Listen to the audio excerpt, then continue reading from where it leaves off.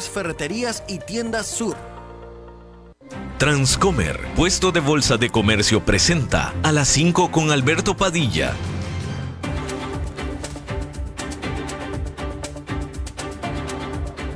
Inicia a las 5 con Alberto Padilla. Un programa diseñado con el objetivo de llevarte diariamente un tema de actualidad, acompañado siempre de reconocidos editorialistas, de lunes a viernes a las 5 de la tarde por CRC 89.1 Radio. A las 5 con Alberto Padilla. Hola, ¿qué tal? Saludos, bienvenidos a esta emisión de A las 5 con su servidor Alberto Padilla. Muchísimas gracias por estarnos acompañando. Gracias por estar ahí. Le mando cálidos saludos desde la señal de CRC 89.1 Radio en San José, Costa Rica, desde donde estamos transmitiendo hasta el punto, en el tiempo, en el espacio en el que usted nos esté escuchando, porque estamos saliendo en diferentes vías simultáneamente, por ejemplo en Facebook Live, en la página de este programa, A las 5 con Alberto Padilla. Estamos disponibles en el canal de YouTube de este programa. Estamos en podcast en las principales plataformas como Spotify, Apple Podcasts, Google Podcasts y otras 5 importantes más. Estamos disponibles también en TikTok y aquí en Costa Rica, este programa que sale en vivo en este momento a las 5 de la tarde se repite todos los días a las 10 de la noche aquí en CRC 89.1 Radio. Como es costumbre, me acompaña al otro lado de los cristales tratando de controlar los incontrolables el señor David Guerrero y la producción general de este programa, siempre poderosa desde Colombia, a cargo del señor Mauricio Sandoval. Y una vez que pasamos por Colombia a saludar, vámonos hasta el Cono Sur. Vamos a comenzar esta emisión en Argentina, porque este viernes se está cumpliendo la semana completa de algo que no sucedía en la economía argentina en varias décadas, que es la virtualidad de tener un dólar libre, de que se acabó, como le conocen allá en Argentina, el cepo cambiario, que es una otra cosa más que control de cambios, que fue, pues, no sé si un pilar de la economía, eso lo hablaremos con nuestro invitado, pero definitivamente una característica fundamental del modelo económico, muchas veces defensivo, para tratar de apuntalar la alicaída economía, sobre todo en lo que es, en lo que va de este siglo XXI, y en esta circunstancia en la que a mí me gusta siempre decirlo de Argentina. Argentina es un país, o la economía de Argentina es una economía única, porque es la única en la que se dan este tipo de situaciones. Casi toda América Latina, el dólar es libre, precisamente en lo que va del siglo. En Argentina todavía lo seguían controlando hasta este momento. Está con nosotros Santiago Montoya, economista, analista, experto en política y economía, alguien muy solicitado por los medios especializados, tanto en Argentina como nosotros extranjeros. Y Santiago, me da mucho gusto saludarte, gracias por aceptar esta entrevista. Alberto, ¿cómo está? Una gran alegría estar con usted, con su audiencia. Agradecerle mucho la paciencia. Hemos tenido la posibilidad de conversar antes y lamentablemente no fue posible acomodarnos, pero esta vez, por suerte, sí pude, además con la imagen, y para mí es un honor estar con usted en este rato. Gracias, y te agradezco muchísimo la excelente disposición, sobre todo siendo viernes en la noche en Argentina, que son las 8 de la noche, y te agradezco muchísimo. Santiago, ¿qué es y qué no es exactamente este ajuste cambiario? ¿Si realmente se levantó ya lo que le conocen el cepo o qué es? Alberto, esa es la pregunta justa, si es que queremos, como sé que es su compromiso en realidad de toda su vida, de acercar la mejor información a su amplia audiencia.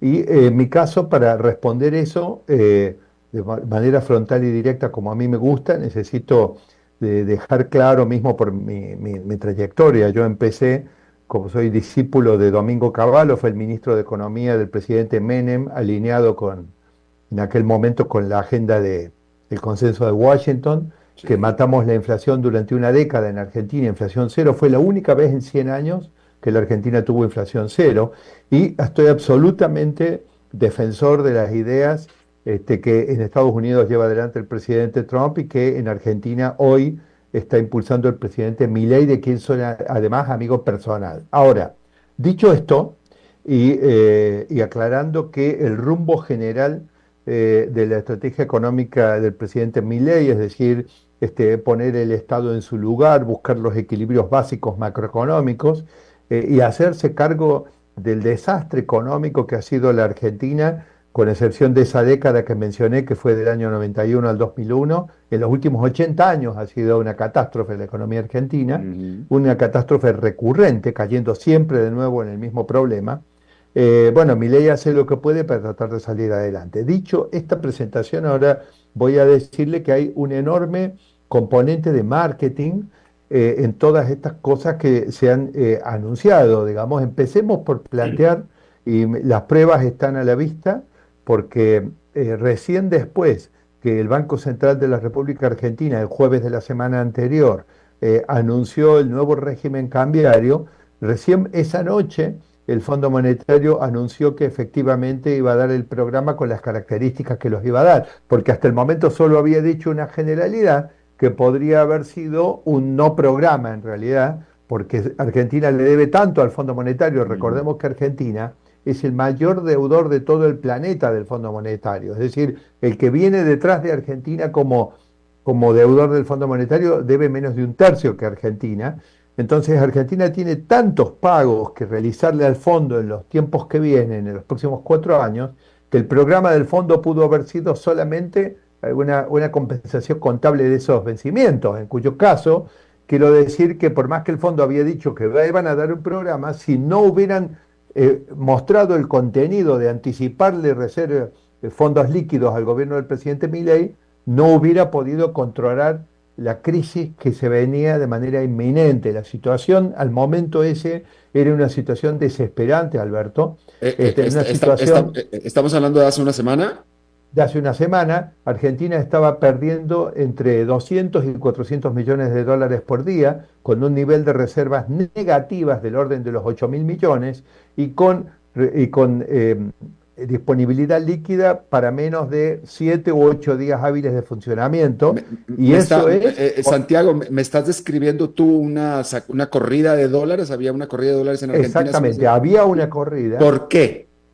¿Y por qué? Porque obviamente todos los agentes económicos, los que realizan inversiones, hay que ver que durante el primer año y poco, el gobierno del presidente Milei aplicó un plan que lo que hacía era convertir a Argentina en el paraíso del carry trade, que sería dólares que ingresan al sistema, que pueden ser de argentinos o del exterior, que se pasan a la moneda local, que obtienen una alta tasa de interés en la moneda local y que luego se vuelven a cambiar a dólares para irse. Para dejarle claro a su audiencia, durante el primer año de la gestión del presidente Milei, las ganancias en dólares de los que operaban con buen análisis, con buen asesoramiento, con buena información sobre lo que estaba ocurriendo, fueron del orden de hasta el 115% en dólares en un año.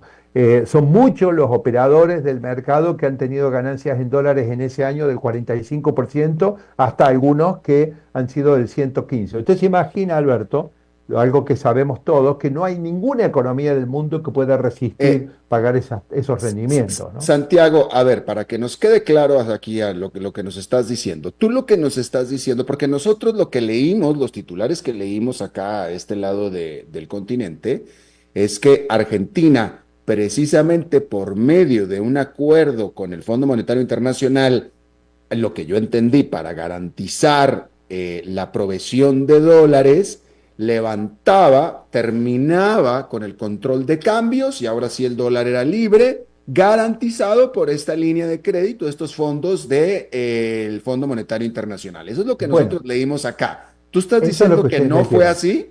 No, yo lo que digo es que el levantamiento de las restricciones cambiarias, que se le llama cepo, ha sido parcial. Y en términos de la cuantía de las situaciones, voy a poner números seguidamente, en realidad, digamos, es un levantamiento del cepo que, digamos, no va realmente a resolver el grueso de los problemas que hacen que Argentina no sea elegible para inversiones internacionales. Es decir, vamos al ejemplo concreto. Vaya, supongo que estás diciendo que, bueno, déjame ver, déjame te pregunto, lo que estás diciendo es que era necesario pero no suficiente. Exactamente. Es Ok, es absoluto. pero sí era necesario. O sea, Es estamos un de paso en acuerdo la en que se dirección correcta. necesitaba liberar el dólar. Así es. Se necesitaba liberar el dólar, pero se ha liberado un tercio del dólar, no, no todo el dólar. Alberto, Pero es más, y te estoy preguntando, no, no te estoy cuestionando, sí. Santiago, nada más No, estoy no, no, tratando está de bien. entender. Pero es un paso en el camino correcto, ¿cierto? Absolutamente. Ya. Aparte, Alberto, Y otra pregunta, este es un paso que no se había dado antes, no se había podido dar antes porque las circunstancias no lo permitían, ¿cierto? veamos, veamos, Alberto. Nosotros tenemos dos gobiernos que han sido lo que diríamos well-minded en Argentina recientemente, bien orientados en lo económico, que han sido el gobierno del presidente Macri, que era de centro derecha, Sí, y Javier, el gobierno del presidente Milei actualmente. sí. El gobierno del presidente Macri, hay dos elementos fundamentales que tienen que ver con esas condiciones especiales de la economía argentina.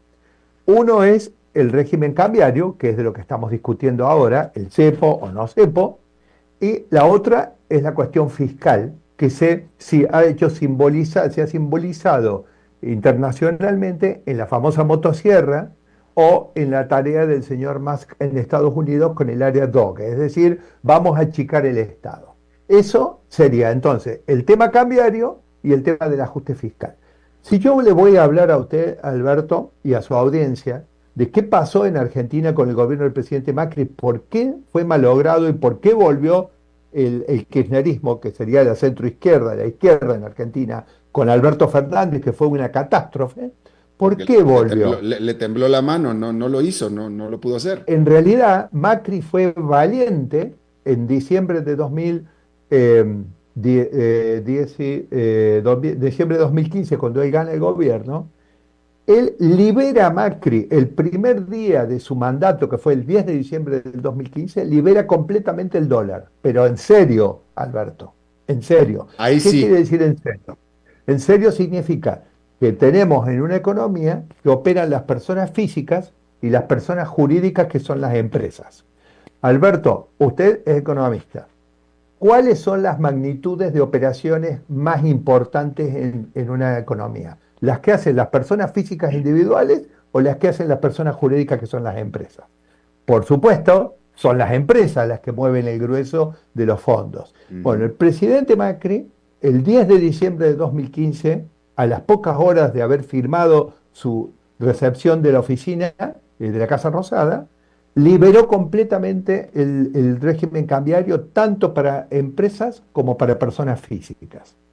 Quiere decir que el presidente Macri en eso, le aclaro que yo cuando me reuní con el presidente Macri antes de ganar, le sugerí que eso lo hiciera recién después de marzo del año siguiente, 2016. ¿Por qué? Porque en ese momento Argentina iba a soportar un golpe, un shock inflacionario cuando se unificaran los tipos de cambio hacia arriba, pero sobre todo porque Argentina tenía un conflicto por default de la deuda con el juez Griesa y eso se esperaba resolverlo en febrero o marzo. Entonces a mí me parecía arriesgado liberar la parte cambiaria completamente antes de marzo. El presidente Macri no me escuchó y le fue bien en esa parte del régimen cambiario, aunque se comió 8 o 9 puntos de inflación anual de más en 2016 por el traslado a precios. Ahora, fue cobarde el presidente Macri, muy cobarde, en la parte fiscal. Es decir, él fue un valiente en la parte cambiaria, pero no hizo, Alberto, ningún ajuste fiscal. Vamos a Milei ahora, ya que tenemos a Macri sobre la mesa. Milei ha sido el más audaz en el verdadero huevo de la serpiente de la economía argentina y de muchas economías, lamentablemente, de muchos países, incluso Europa y Estados Unidos, que es el ajuste fiscal. Milei ha tomado el toro por las astas y con mucha valentía ha hecho algo que salvo en los años 90 no se había hecho, y lo ha hecho como ha podido porque Milei prácticamente no tiene caudal legislativo, ni tampoco tiene, en Argentina está dividida en 24 provincias que son las que controlan el territorio, y su fuerza política, Alberto, no controla ni siquiera una. Entonces, no controla la Cámara de Diputados, creo que tiene, supongamos, debe tener menos del 10%, menos del 10%. En el Senado su presencia es simbólica, creo que de 70 y más de 70 tiene 4. En ese contexto, el compromiso de Milei con el ajuste fiscal, que lo ha hecho famoso por el tema de la motosierra, mostró una enorme valentía y tomar el rumbo correcto en un país tan difícil como Argentina, que todo el mundo está esperando que le regalen algo en Argentina, Alberto, sin trabajar. Entonces, Milei ha sido muy valiente, estamos hablando de que Macri fue cobarde en ese punto, que es central, y Milei fue muy valiente. Pero Macri fue extraordinariamente audaz en la liberación cambiaria, y Milei, recién hoy estamos hablando con mi admirado Alberto Padilla, hoy estamos hablando de que hace una semana se liberó el cepo, el mismo que Macri liberó el primer día de su gobierno, y solamente se liberó para las personas físicas, para darle una magnitud a su audiencia. En Argentina existen dividendos acumulados de compañías del exterior, multinacionales, de las cuales se han ido alrededor de 40 grandes compañías internacionales de Argentina durante el gobierno de Alberto Fernández, pero se han seguido yendo ahora, porque le cuento algo, Alberto, las compañías no son filantrópicas. Lo que quieren Claro. es invertir en un país y después recuperar sus dividendos. ¿Sabe cuánto hay de dividendos atrasados? Más de 20.000 millones de dólares que no se pueden remitir. Y lo que Milei anunció ahora es que para los ejercicios que han empezado el 1 de enero de este año, que en realidad la mayoría de las compañías empiezan a mitad de año, recién van a terminar a mitad del 2026 y hasta que terminen los balances y todos los números para ver si ganaron o perdieron en el ejercicio y si hay dividendos para pagar, estamos hablando de finales del 2026. En la economía argentina, créame, Alberto, finales del 2026 es largo plazo. Claro. Entonces, redondeo esto diciendo de que la liberación del cepo, de la cual se ha hecho un gran marketing, es correcta, había que ir por ese camino, pero estamos más de un año atrasados en relación a lo que sí hizo bien Macri, y lo que se implementó debe ser el 25% de lo que había que hacer, que es liberar el cepo también para las personas jurídicas. Ahora, si yo le digo a usted que esto en principio viene saliendo bien porque la cotización del dólar no se le escapó a Milei esta semana, le está yendo más o menos bien, sí, pero le está yendo más o menos bien con un dólar que está engañado porque es falso que se haya eliminado el cepo en lo más relevante que son las personas jurídicas. Todavía, aún. Así es. Pero bueno, pero por lo pronto, ok, es un paso correcto, es un paso en la dirección correcta, Y está avalado por el fenomenal ajuste fiscal correcto claro. que está haciendo Milei. Bien, así como están las cosas, y estando de acuerdo con usted de que ahora falta que le liberen el dólar también a las empresas, ¿cuándo prevé usted que esto pueda ser posible?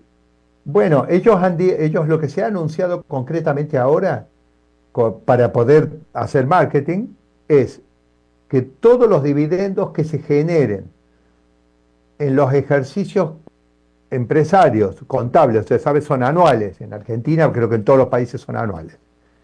Todos los dividendos que se generen por los ejercicios que hayan comenzado después del 1 de enero de 2025, esos sí se van a poder remitir. Pero como le acabo de explicar, no resuelve. Primero, las compañías en general no empiezan el 1 de enero, empiezan a mitad de año los ejercicios, en mayo o en junio. Con lo cual recién van a hacer esto que estoy hablando, va a ser en el tercer trimestre del año próximo. Pero además, no resuelve todos los años de dividendos acumulados que están para atrás. Y no son solo dividendos acumulados, hay deudas de importadores. Por lo tanto, hay todavía una parte sustancial del cepo. Qué lástima, Alberto, que esta audacia que tiene Milei para hacer el ajuste fiscal, no tuvo un poquito de eso Macri para poder haber hecho su programa. Y qué lástima que esa audacia que tuvo Macri en la parte cambiaria, siendo que Milei es tan valiente y bien orientado en la parte de fiscal, qué lástima que no tuvo Milei más audacia en eso, ¿no? ¿Usted cree que Milei tenía la capacidad, tenía el margen para poder ir más allá, hacer más todavía, pero le tembló la mano? No, yo pienso que Milei, como consecuencia de su propio esquema político, eh, yo le acabo de describir algo que en ningún país, la verdad que acá me tengo que preguntarle a usted, Alberto, usted me parece que sabe más de más países que yo. ¿Usted conoce algún gobierno que haya gobernado lo que yo le acabo de describir? Argentina es un país federal y es el octavo país en tamaño geográfico del planeta. Los países grandes suelen tener estructuras federales o gobiernos como Estados Unidos, que tiene estados que son poderosos. Es decir, una estructura federal es más difícil de manejar que una estructura que no es federal. Ahora, no tiene un solo gobernador provincial, no tiene una sola ciudad importante, un intendente en todo el país, no tiene, tiene menos del 10% de los diputados y 4 senadores de 70, de 72, de 74. Y mire todo lo que ha hecho. Entonces, la realidad es que esto es lo que hace, porque usted sabe que los operadores económicos que mueven grandes sumas de dinero, esto es muy importante que lo tengamos en cuenta, tienen asesoramientos especializados en economía y en estrategia de negocios.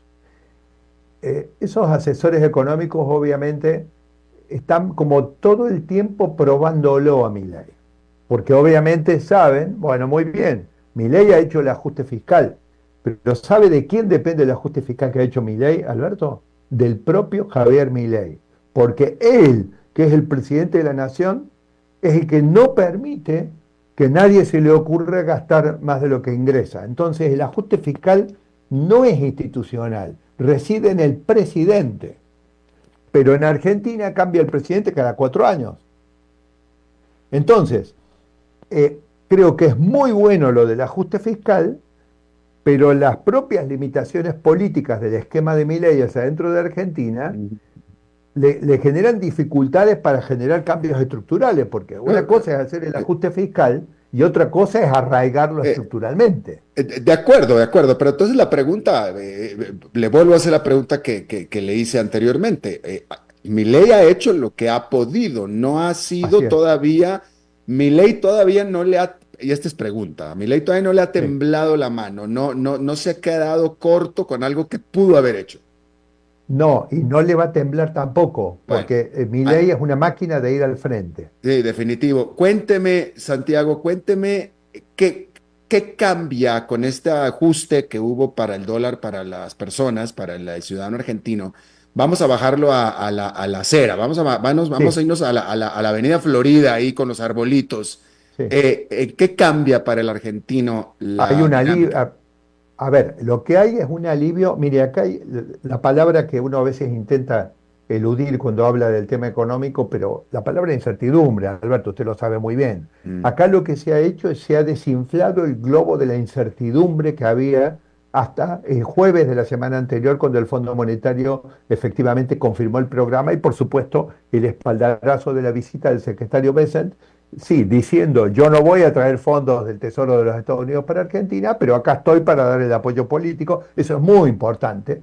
Imagínense un tipo como ese, con todos los problemas y los desafíos que tiene en este momento de la historia de Estados Unidos y del mundo, se va un día a Argentina, al fin del mundo, a darle apoyo al gobierno argentino. Eso ha sido muy importante y ha ayudado a que las personas en la calle Florida, como usted dice, les parezca que frente a una inminente catástrofe que nos estábamos aproximando, se ha diluido y posiblemente esto nos pueda permitir llegar en paz hasta las elecciones de medio término que se van a celebrar en este mes de octubre, ahora en 2025.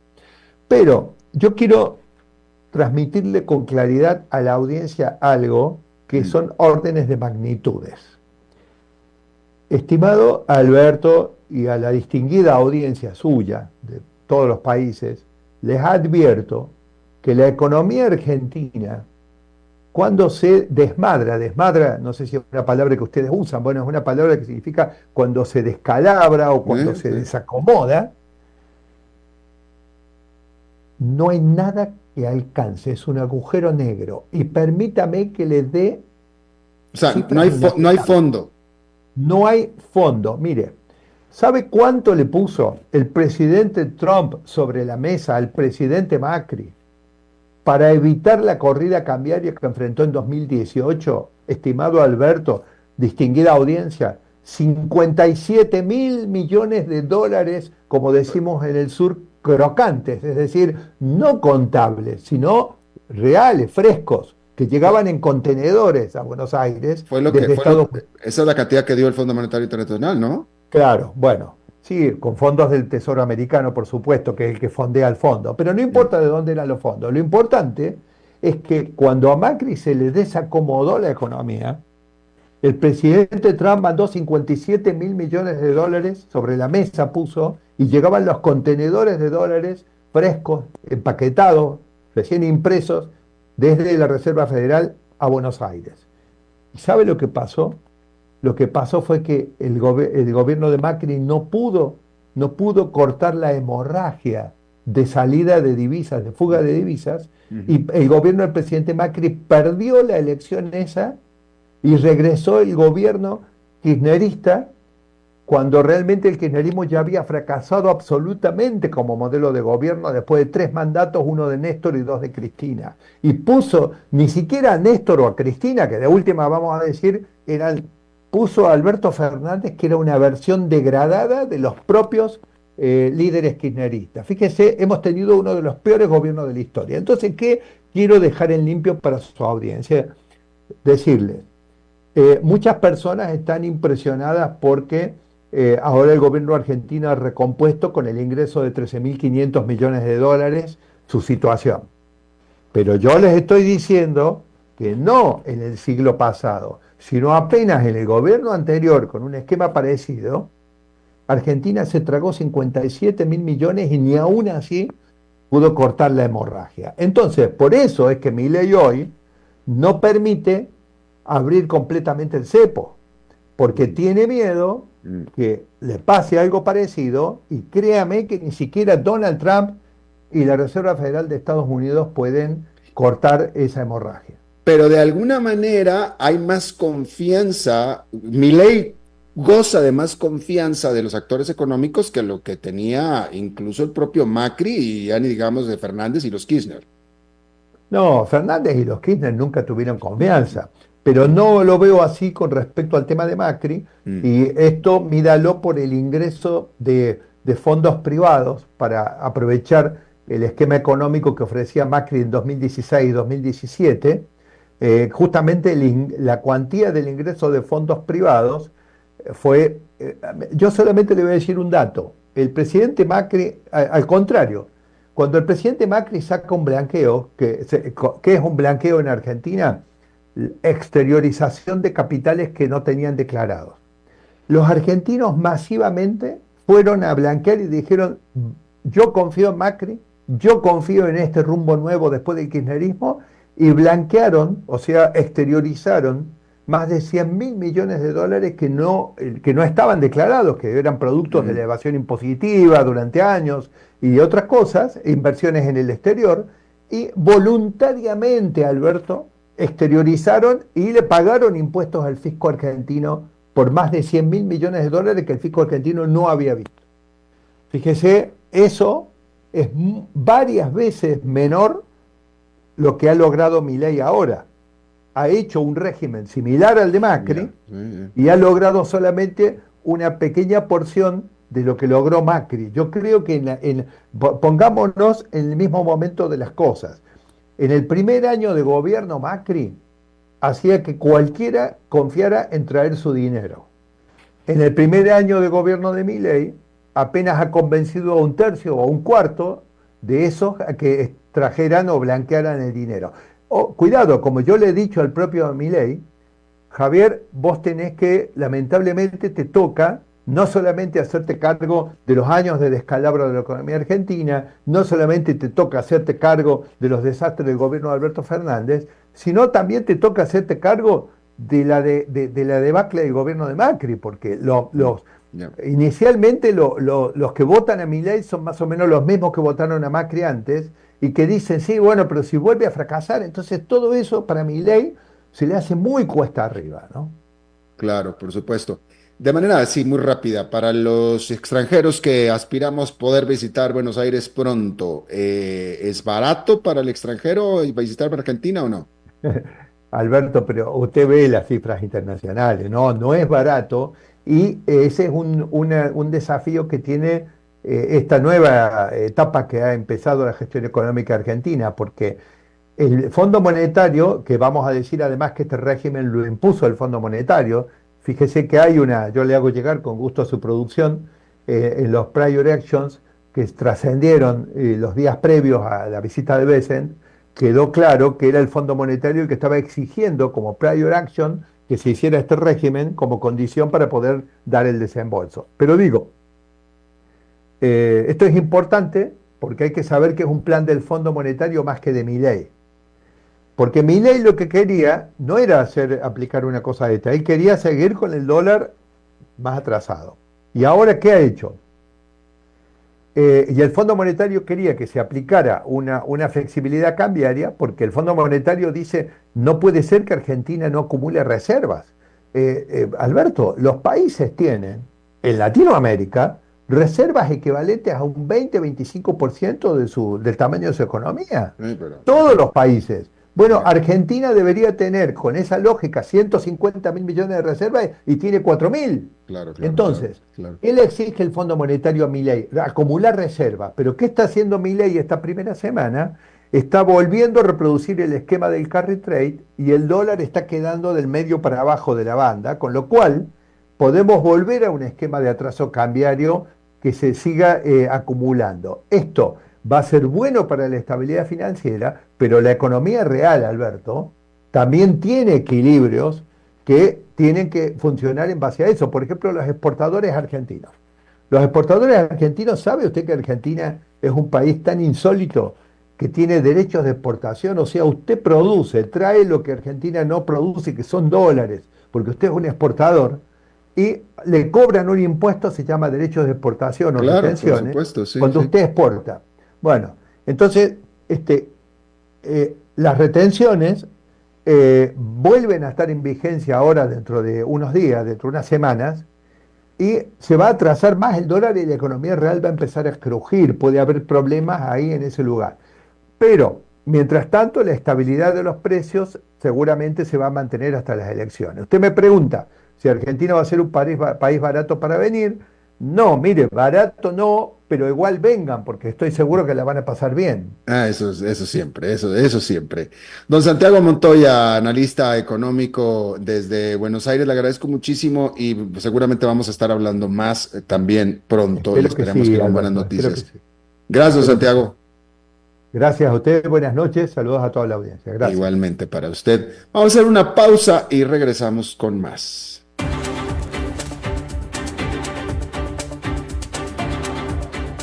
Regresamos a las 5 con Alberto Padilla por CRC 89.1 Radio.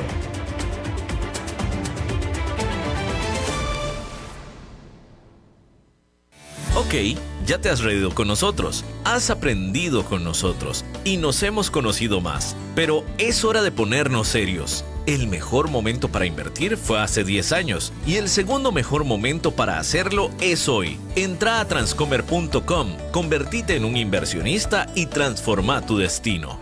Transcomer, puesto de bolsa de comercio. Construyamos juntos su futuro. Somos expertos en eso. Para llegar pronto al trabajo, sea inteligente. Porque si pasamos uno a la vez, el tránsito no se detendrá. Por eso, sea cortés, uno a la vez. Un mensaje de esta emisora asociada de Canara.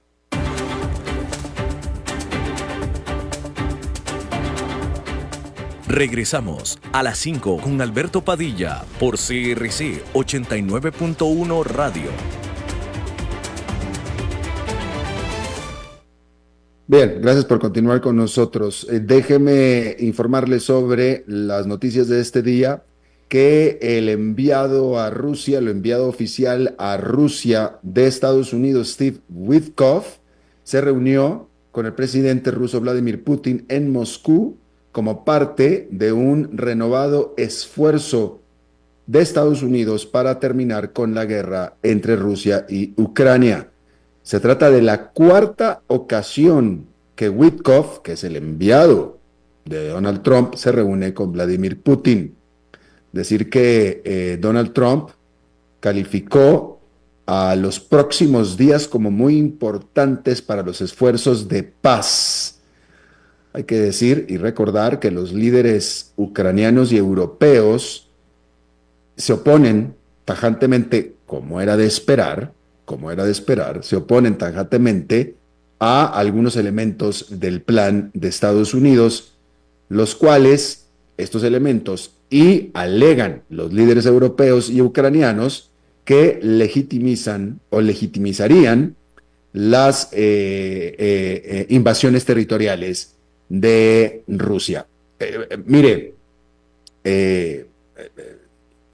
yo no sé qué tanto análisis se le hace a esta intermediación de los Estados Unidos.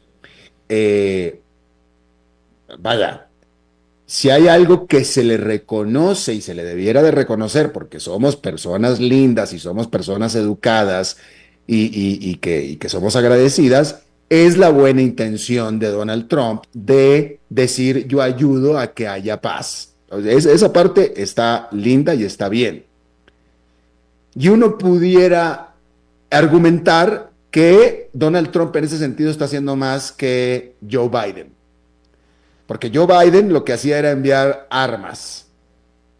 Donald Trump lo que está haciendo es enviar enviados. Joe Biden enviaba armas para que continuara la guerra, vamos a decirlo de esa manera. En realidad las armas eran para que Ucrania se pudiera defender, ¿no? Es decir, continuar la guerra. Donald Trump no está enviando armas, Donald Trump está enviando negociadores. Ok. Vamos a reconocerle ese esfuerzo a Donald Trump. Pero ¿por qué Joe Biden no lo hacía? Por una razón muy sencilla, que es lo que está sucediendo en este momento, que era totalmente previsible. Tan previsible que estoy seguro que yo se lo dije aquí. Ucrania, o sea, Volodymyr Zelensky, apoyado por los líderes europeos, pero hablemos de Volodymyr Zelensky, ha sido absolutamente clarísimo sobre dónde están las líneas que no se deben de cruzar a la hora de hablar de paso de que se termine la guerra. Vladimir Putin también. También Vladimir Putin ha sido clarísimo sobre qué es lo que él necesita para que termine la guerra. Y las dos partes son totalmente opuestas. Porque Volodymyr Zelensky ha dicho, esta guerra se acaba en el momento en el que Rusia se vaya para su casa y me devuelva todo lo que se robó, incluyendo Crimea, todo lo que se robó, y me deje en paz. Y me deje en libertad, si yo quiero, de pertenecer a la Unión Europea y a la OTAN. Y Vladimir Putin ha sido clarísimo que él quiere exactamente lo contrario. Yo termino la guerra si me quedo con lo que ya tengo de Ucrania y tengo la seguridad y la promesa de que Ucrania no va a pertenecer nunca a la OTAN ni a la Unión Europea. Y entonces, eso ya se supo siempre. Entonces, en el momento en el que entra alguien bien intencionado, como Donald Trump, y dice, vamos a negociar y para negociar necesitamos que ambas partes negocien, es decir, que alguien ceda y el otro también ceda y cedan todos y entonces cada quien cede un poquito. Pues sí, nada más que de nuevo, ¿qué es lo que va a ceder Ucrania? O sea, lo de Ucrania es un asunto de principios.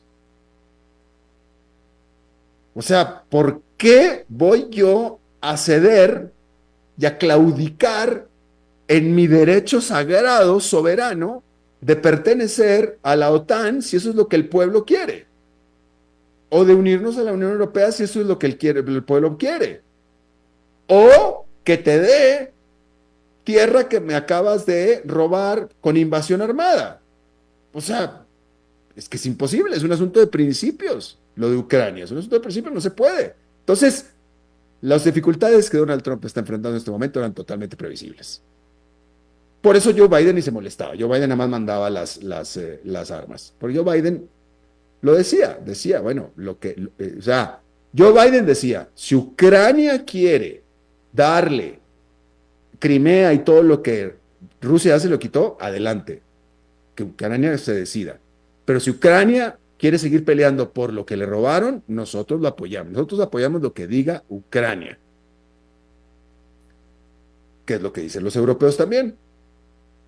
Entonces, pues, vaya, de nuevo, la intención de Donald Trump es muy linda y muy loable y muy bonita, pero esta oposición que se está encontrando por parte tanto de Vladimir Putin como de Vladimir Zelensky era totalmente previsible, totalmente previsible. Así es que bueno, ahí lo tiene usted.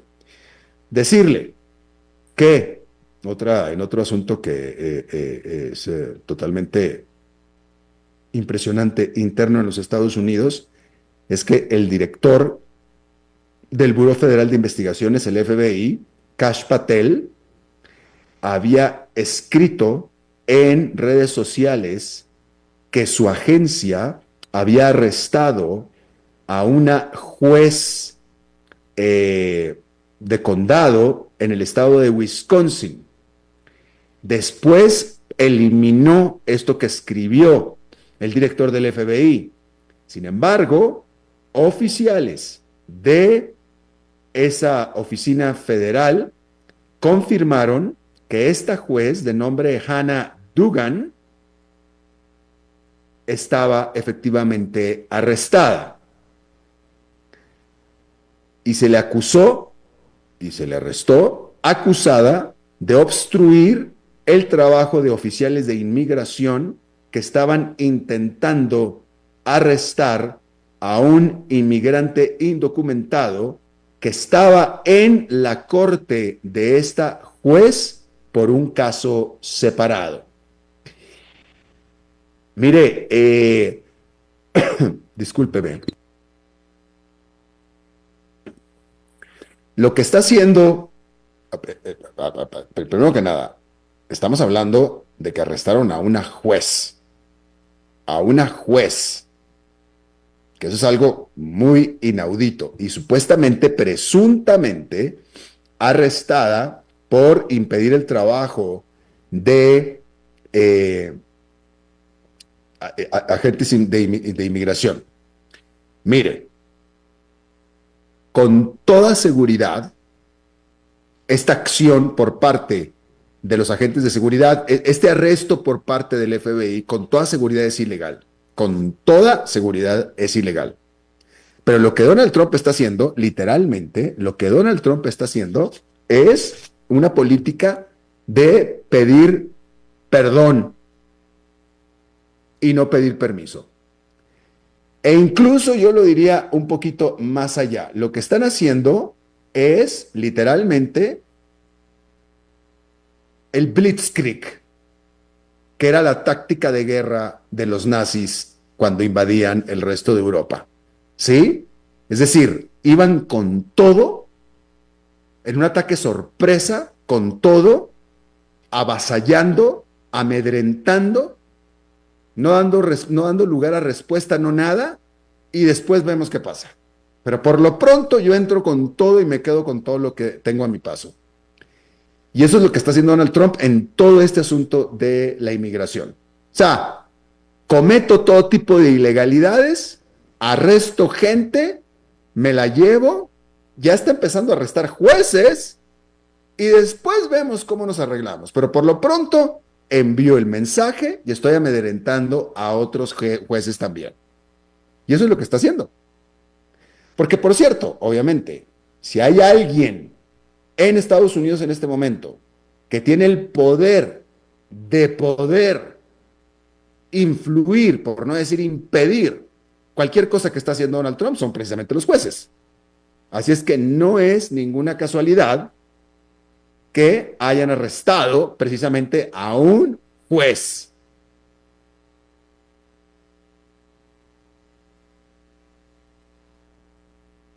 Que estaba atendiendo un caso de un presunto inmigrante ilegal y que presuntamente impidió el trabajo, presunto trabajo, de los oficiales de inmigración. O sea, le digo, le puedo asegurar que es ilegal lo que hicieron. Este arresto es totalmente ilegal, se lo puedo asegurar. Pero por lo pronto los agentes, bajo las órdenes de Donald Trump, directas, ustedes me arrestan a este juez y después vemos qué hacemos con eso. Pero por lo pronto me lo arrestan y así enviamos el mensaje. Y eso es lo que está haciendo, literalmente. literalmente. Bien.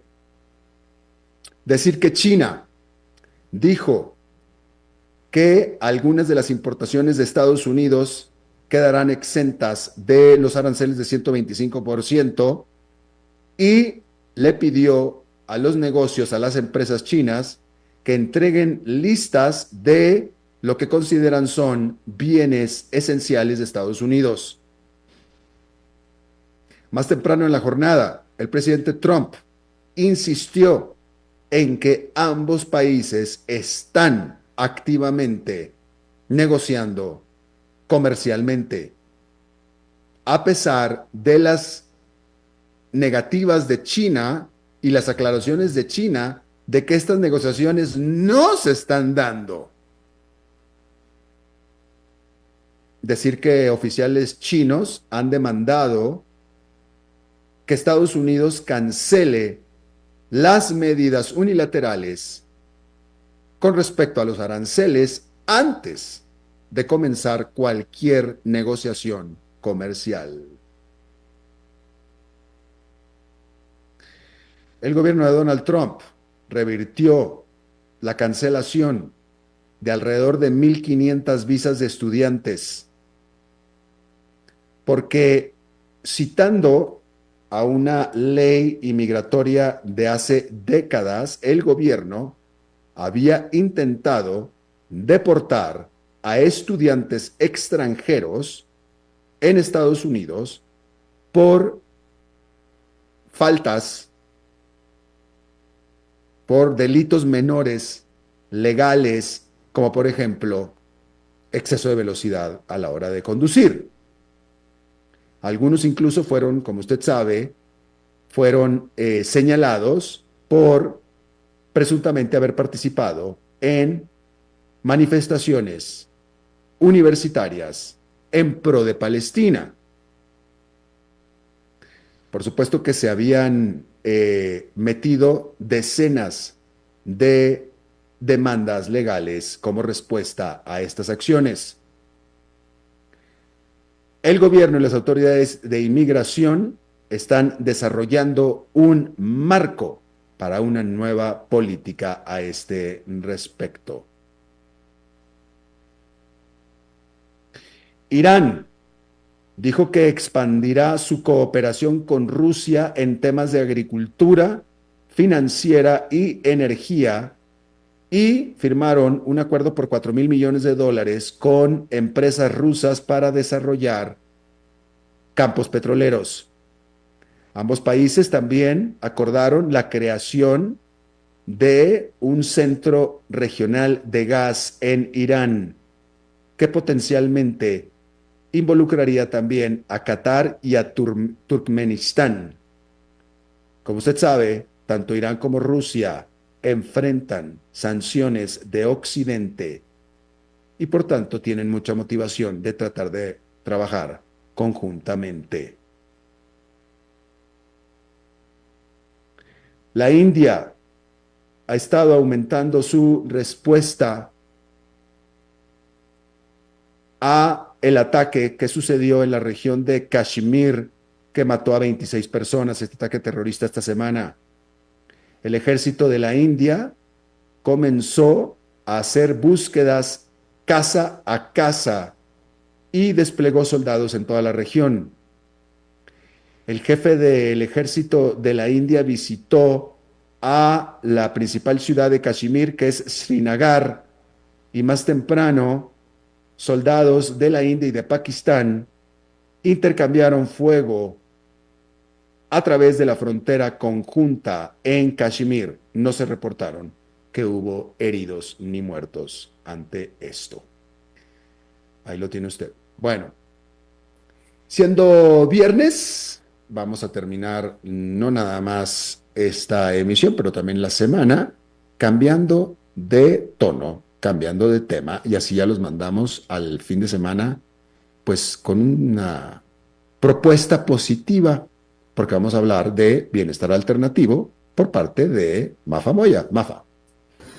Feliz viernes, querido Alberto, a Mauricio en los controles y a ustedes, queridos oyentes, bienvenidos a este espacio de bienestar alternativo. un espacio de reflexión y de plena conciencia. Hoy quiero invitarles a hacer una pausa distinta, no solo para respirar, sino para conectar con algo más grande, con el alma, con la huella invisible que dejan los seres humanos que, sin importar las creencias o las ideologías, nos inspiran con su autenticidad. Y este espacio se lo vamos a dedicar a la vida de un ser que, sin juzgarlo como bueno o malo, deja profundas enseñanzas de amor y compasión, al menos desde mi perspectiva. Un alma que nos recordó que el liderazgo puede ser humilde, que el poder puede ser servicio y que el amor, cuando es real, siempre se construye desde los puentes que unen, jamás muros. Hoy quiero hablarles del legado espiritual del Papa Francisco. Paz a su alma. Un hombre sencillo, de mirada serena y pasos firmes, que eligió vivir su pontificado con los pies en la tierra y el corazón en los más vulnerables. Su partida a la casa de Dios, aunque aún retumba como eco de despedida, fue también una sinfonía de agradecimiento, de homenajes llenos de cariño, no solo de creyentes, sino de líderes en el mundo entero, incluso de aquellos con ideologías muy distintas a las de él. Pero cuando el amor es auténtico, trasciende credos, fronteras, idiomas y colores. El Papa Francisco nos habló de un Dios amoroso, cercano, incondicional.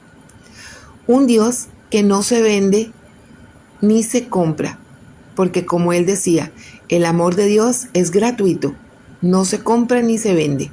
Y con esa frase nos despoja de la idea de tener que ganarnos el cielo a punta de sacrificios o temores. Nos invita a confiar y a entregarnos a amar sin medida. Él también nos recordó que el verdadero poder es el servicio, que el liderazgo no es un pedestal, sino un llamado a la entrega. Cuando a veces confundimos qué significa ese liderazgo, ¿no? ¿Cuántas veces confundimos también la autoridad con superioridad? ¿Y cuántas veces olvidamos que servir, acompañar y consolar es lo que realmente nos hace grandes? Y con valentía también nos dejó esta reflexión provocadora. Es mejor ser ateo que un mal cristiano. Incluso los ateos irán al cielo, decía con esas palabras, que nos enseñó a través de eso a creer en la espiritualidad, y que esa espiritualidad no se mide por etiquetas, sino por acciones. Que hay ateos que aman, cuidan, perdonan y comparten, y que eso también es divino. Fue claro cuando nos dijo: una persona que piensa en construir muros, cualquier muro que sea, no es construir puentes y no es un buen cristiano. Y aquí, más allá de la religión, nos invita a revisar nuestras relaciones, nuestras decisiones, nuestros pensamientos. Y pensemos, ¿realmente estamos construyendo muros o puentes en nuestra vida? El Papa Francisco fue también un sembrador de esperanza. El cristiano es aquel que lleva dentro de sí una gran esperanza y la comparte con los demás, decía. Y no nos dejamos robar la esperanza. Esas afirmaciones con firmeza nos invitan hoy a ver por qué en un mundo lleno de ruido, conflicto, incertidumbre, la esperanza es ese fuego que no podemos dejar apagar. Y finalmente, una de las frases más humanas y necesarias: si Dios nunca se cansa de perdonar, nosotros tampoco debemos cansarnos de pedir perdón. ¡Qué maravilla! ¡Qué regalo más hermoso esta frase! Si Dios nunca se cansa de perdonar, nosotros tampoco debemos cansarnos de pedir perdón. Saber que siempre podemos volver, que nunca es tarde para comenzar de nuevo, para soltar la culpa, para sanar, para amar y para perdonar. Hoy, su legado nos queda como una brújula moral con un faro suave que no se impone, pero sí guía. Y aquí van algunas de las preguntas que quiero dejar en tu corazón este viernes, antes de este fin de semana, que espero que sea reflexivo, amoroso y consciente para ti. Quiero que te preguntes: ¿estás sirviendo desde el amor o desde la necesidad del control? ¿Cuántos muros has levantado por miedo o por orgullo? ¿A quién necesitas tenderle un puente? Es súper importante que con plena atención veas eso. ¿A quién necesitas tenderle un puente? ¿Estás viviendo con esperanza o dejándote arrastrar por la desesperanza colectiva? ¿Desde qué lugar estás compartiendo tu espiritualidad? ¿Desde el juicio o desde la compasión? Y por último, ¿cuándo fue la última vez que pediste perdón de verdad? ¿Cuándo fue la última vez que te permitiste perdonar y perdonarte? Tal como Francisco, podemos elegir la ternura, la sencillez y hacer de cada día una oportunidad para acercarnos mucho más de manera auténtica a lo sagrado, a lo que habita en cada uno de nuestros corazones. Así que gracias por acompañarme en este espacio y gracias por abrir tu corazón. Nos encontramos hasta el próximo viernes con más de este espacio de bienestar alternativo. Que tengas un maravilloso, abundante y próspero fin de semana, lleno de luz, de esperanza y especialmente de amor verdadero. Gracias, Mafa Moya, muchísimas gracias. Y bueno, sigan a Mafa Moya en sus redes sociales, @Mafa Moya, de María Fernanda Moya, Moya con Y, @Mafa Moya. Y bueno, eso es todo lo que tenemos por esta emisión y por esta semana de A las 5 con su servidor Alberto Padilla. Muchísimas gracias por habernos acompañado. Espero que termine esta jornada en buena nota, en buen tono, que tenga buen fin de semana y nos reencontramos en la próxima. Que la pasen muy bien. A las 5 con Alberto Padilla fue traído a ustedes por Transcomer, puesto de bolsa de comercio. Construyamos juntos su futuro. Somos expertos en eso.